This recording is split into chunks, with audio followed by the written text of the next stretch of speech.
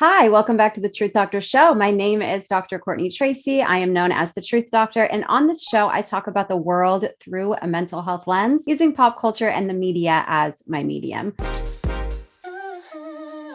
Thank you for coming back if you've been here before. And if it's your first time, please make sure to hit the like button if you have liked these React videos. Subscribe to my channel as I'm going to be continuing to react to so many more of your suggestions in the future, and hit the bell for notifications so you don't miss out on any of my future videos. Today, I am reacting to episode 5 of season 2 of Euphoria, and I have already received so many comments from you all on episode 4's commentary from last night. So I think a lot of you were showing up seeing if I had already posted my reaction to this episode, episode 5, which I haven't, but now I'm so excited to see what's going on. I'm really nervous. I've seen in some of the comments that there's some spoilers that something's happening to RUE in the long term of the series, which I feel like we can expect because we've been leading up to that. I really want more story from Fez and Lesie in this episode. And I'm really curious to see how it continues to play out with Kat and Ethan also, because they haven't really shed too much light on that. And obviously we're going to see what's going on with Cassie and Maddy and Nate and Cal and Marcia. I guess we're going to see what's going on with everyone. Let's just hope that nobody dies in this episode, because I feel like I have been getting led on and so anxious that something like that is going to happen. Let's go. Please remember that viewer discretion is advised. They sometimes show things in this show that might be for mature audiences. So please keep that in mind.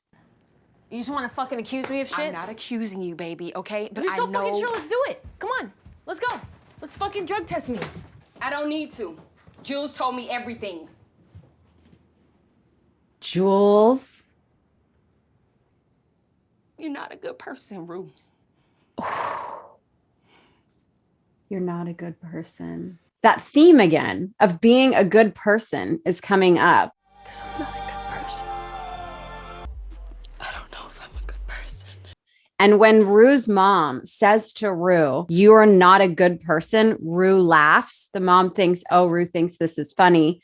But what I perceive to actually be happening in that moment is that RUE is realizing that any amount of hope that she had, that she is a good person, now just went out the window, because the people that were holding out hope for her to see that she is a good person within, her mom, her sister, Jules, are now in a way turning on her and saying that you're not a good person. Now, again, they know that she is a good person because they still love her. They're wanting her to get better. They're encouraging her to go get help, and that they'll be there for her if she goes and gets help, but she's not getting help. And so they are kind of having to turn and play devil's advocate to a degree on RUE to get her to a place where she truly feels like everybody around her is going to leave and think that she's not a good person, because she keeps acting as though she's not. You wish I was different? So do I. You fucking hate me? So do I. So Where do did I. you fucking put them? When RUE is fluctuating from being violent and being aggressive and being impulsive to then submitting and retreating and crying, there's a lot that's going on in her brain as that's happening. When she finds out that the suitcase is gone, there's a couple things probably going on inside her head. One, she wants the drugs, right? She doesn't want to have to address the loss like we've been talking about in the past React videos.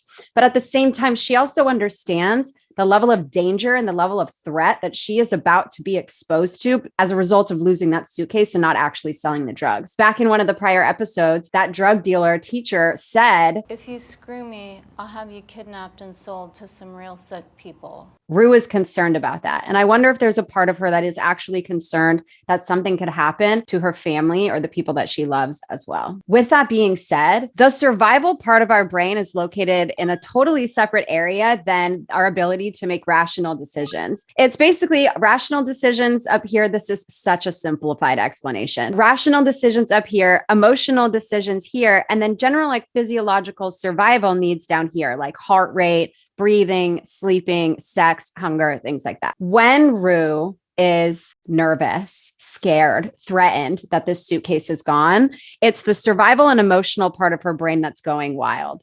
Her frontal brain isn't able to say, You throwing that nightstand over is literally doing nothing to help you find the suitcase. But it's the simple act of just throwing everything around, just being impulsive, needing to get out that energy and that concern that's occurring in the lower regions of her brain. When she takes a moment, when her crying causes her to just need to breathe versus run around, she then retreats. The frontal part of her brain activates more. It's allowed to control the impulsivity a little bit, to where she's capable of retreating and focusing more on the emotional part of her brain. So it goes less from survival, angry, I'm going to die unless I get these things, to emotional and cognitive, going back and forth. I'm sorry. I didn't mean to say that. I didn't mean to scare you. Please forgive me. In one of the recent comments of my last video from episode 4, somebody gave me a very lengthy paragraph talking about how, because I am a therapist and also somebody that's used drugs in the past, I should know that all addicts are liars. I should know that there is no way that they have any ability to control substances at any point ever at all. I have to say something about that. One, that is not the case. Research shows that that's not the case. Experience shows that that's not the case. And each person is individual.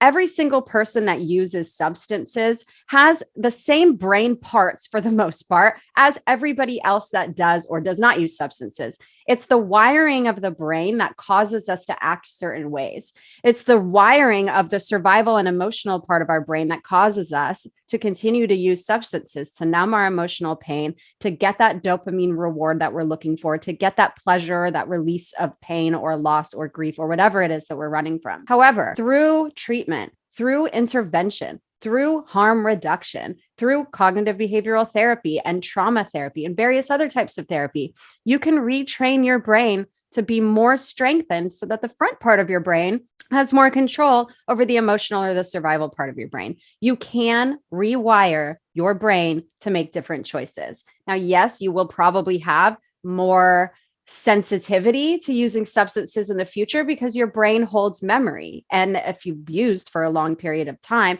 especially RUE, considering she was put on medications at a very, very young age, her brain is really only used to having some type of medication to feel normal. And substances are medications. And medications are substances. So it makes sense that her brain would get into this loop. However, you can undo it. And that we see a little bit of that in what is going on with RUE in this episode. She is impulsive in survival, but she has the ability to pause, sit down, apologize, use all the parts of her brain together to really tap into the emotions that she's trying to run from. When she says, I miss my dad, I just miss him so much, she's not clueless to what is going on. And she's not incapable of being honest and making different choices. She's just very, very, very lost and causing immense pain to all the people around her. Like, how hard for a mom to see. What did you do with them? We flushed them down the toilet.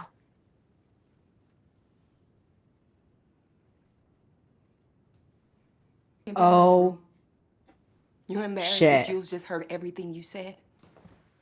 Oh, Elliot's in the background too. I love you and I want to help you. If you Jules wanna is help doing me, a really good job holding her You can line. honestly, RUE tells Jules that Jules is one of her biggest regrets. And we saw that in the past episode too, when Cal says You are. that his biggest regret is Nate. Now, whether or not that means that he kept having kids, whether or not that means that he wanted to do better with Nate and didn't do better with Nate, whatever it is, we as human beings can pinpoint and take our pain, take our regret, and place that regret onto the person that we're saying is our biggest regret to try to make them feel really bad about themselves. You're the reason that I'm not okay. When in turn, it's actually that we feel that we ourselves could have done better. We could have done different. We could have loved them. We could have allowed them to love us. And we could have been that good person deep down that we know that we are, but we didn't do that. But it's not the person's fault. It's how we interacted and how we took out our own emotional pain on that person that is in fact the regret. Mom, I She's can't do this. so I hurt. can't do this. You guys need to let She me has out of this no car. barometer I for don't whether wanna or not fucking what do she's this. saying and doing is hurting other people. Answer this. I'm sorry, Mom. I can't do this. Let's discuss the really intense effects that Lesie and Gia could be experiencing with seeing what RUE is doing. The amount of trauma that is going on in this household while this is occurring is so immense. Gia is having difficulty feeling safe in her own home and having the two people that she's closest to after the loss of her father physically fighting with one another. The sister saying that she wants to end her life. The sister searching the whole house for the drugs, flipping the house upside down. The mom slapping RUE, RUE pushing the mom back. This is a very dangerous situation. Outwardly, it's dangerous, but it's also dangerous inward because what it's doing is it is teaching all of their nervous systems to be on edge. It's teaching all of their nervous systems that this is not a safe environment to live in and that they need to protect themselves first and foremost. And that's going to look like a variety of different things. It's going to look like the mom slapping RUE impulsively. We can see that the mom is a very loving, compassionate, forgiving, and hopeful person that would never want to hurt her children from what you can see, but she ends up slapping RUE. When our nervous systems are so heightened, and we are so afraid of one thing or another, we can engage in things that we would not normally engage in, like slapping our children, like throwing nightstands, like kicking doors in, like saying that you want to end your life in front of your mother and your sister when you know deep down that that would hurt them, but your brain isn't consciously functioning in a way to get you to truly understand that. I think it's happened. She did go to Lexi. Don't get me sick. I mean, really terrible. You I look think I just have, like, a terrible. cold or something. Now, I think what they may be hinting at right now here is that RUE is starting to experience diarrhea. Often when you're on opiates, you can get constipated just because it can make you dehydrated in a variety of other ways. But it seems like maybe what they're hinting at is the beginning of withdrawal symptoms for her with the fact that she needed to rush and go to the bathroom. Take it one day at a time. That's nice, Cassie. You don't have to. I have a quick question for you. What? Don't. How long have you been fucking Nate Jacobs? The moment somebody tries to help her, RUE just tears them down. Fucking bitch! I'm gonna Oh, those nails. Dumb effing. Okay, this is so messy. Oh my God. The way they're just ripping all these storylines to pieces in this episode. Everybody's pain is coming out. And not only is everybody's pain coming out, but all of the actions from the result of ignoring emotional pain are coming out. Gotta go. Fuck. Fez, who fully understands what drugs can do to a person's mind, decided to just push RUE outside of his house and say, like, basically, you got to get the F out. I cannot help you, because he understands that if somebody is not ready to recover on their own with internal motivation, it's highly unlikely that the person's actually going to be okay and get better. So he's able to fully hold the boundary and just say, nope, this is not my problem. I'm not helping you. I can't. But based on RUE's actions, he knows it's important for his well-being, the well-being of the people that he cares about, and RUE to set that firm external boundary with her. It's a lot more difficult to do that when you are somebody like Jules or somebody like Lesie, who have a different type of relationship with RUE. And maybe, I mean, they're all family, right? But it's a romantic relationship, and it's birthing this human being and putting them on the planet. It just makes it more difficult because your heart is tied into it, mixed with a misunderstanding or ignorance, not in a negative way, of how substances truly affect the brain, the body, and the mind. Neither one of those is the wrong choice. It just depends on how much you're personally being affected and what the solutions have been in the past and whether or not they've worked. Don't make your password 11111. Oh yeah, that doesn't look suspicious at all or anything to the police. Oh my God. Let me die. Oh my God, she's gonna like Frogger. Holy shit. Just so much damage. When I learned I would do anything to avoid withdrawal. Exactly. Because it's hell. You're going through hell, Anything aren't to you? avoid withdrawal. And feel good start to This decrease is true. because your body's Yes, getting this it is artificially. this is But the so longer true. you- Okay, once somebody has done opiates not intravenously, the first time that they do it intravenously and they realize how much more it hits you intensely, how much faster it hits you, then they just want to start using it intravenously, and it's way more dangerous. Now she's at a drug dealer's house naked on IV heroin, in debt, with nowhere to go. All I would have to do is close my eyes There you go. and we'd be together. That's why she just wants to end her life, to close her eyes and be with her dad. Losing a parent is such a deep core wound. All right, she got away. There is something so important to say about addiction, and it relates back to the comment that I was talking about earlier in this episode. There is such a gap when somebody is addicted between who they want to be, the good person that they know they are, that everybody that's trying to help them knows that they are, and the bad person that their emotional pain numbing, that their substance use is causing them to be. The family is usually right in the middle of that. The amount of clients that I've worked with that have had substance use issues, the amount of conversations that I have had with family members, with partners, with friends, with acquaintances, with coworkers or employers of people that are addicted to substances, they have all shown me that this discrepancy is where they live within. To have to decide what to do the Fez hard boundary or to do the soft, I'm going to keep trying boundary. They both show love. One can be harder to do at any given time. The emotional and psychological and at times physical damage that can cause the family or the friends, like not knowing what to do and then also experiencing the repercussions of the person that's addicted. It is just so deeply harmful and so deeply painful for literally everyone. It makes it so hard to know what it is that you should do in any given moment to actually help you and to help the person that you're trying to help. When Jules says, I love you and I want to help you, and to say why she told her mom, for anyone watching, it's almost always the right decision to say something. Now, could that cause the person that you are telling the truth about to another person? Could it cause that person to go and use more substances, to go and be more violent, to go and make their addiction worse, or to never speak to you again? Sure, maybe, yeah.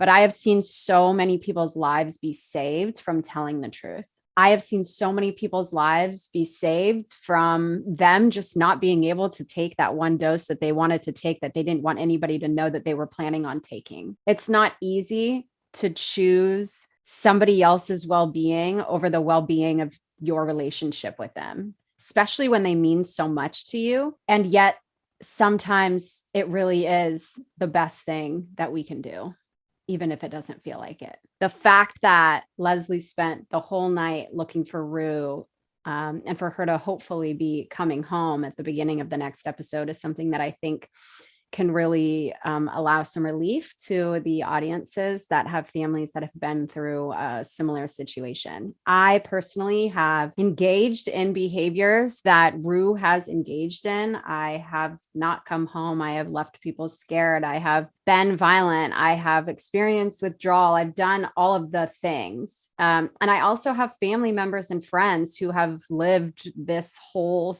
episode and seen as well. It's really not easy to be on either side of what is happening in this series. It's really not. And I think that the important thing to remember here is that it can get better. It does get better. There are so many people walking around this planet as living proof that it can get better. And just a reminder to, pay attention to just how much, and I know I say this a lot, ignoring your emotional pain can cause you not only more pain, but also cause pain to all of the people around you. I'm looking forward to seeing what happens with Nate and Cassie and Maddy, because they really decided to just throw that on in there in the middle of the second intervention that they were having with RUE. I have a question for you all. After this series is over, I plan on doing deep dives into a few of the main characters of this show. Comment below, what characters do you want me to do deep dives into and why? Thank you so much for watching. Please make sure to hit that like button. It really helps with the algorithm. Subscribe, hit the bell for notifications. And as always, I am glad that you exist.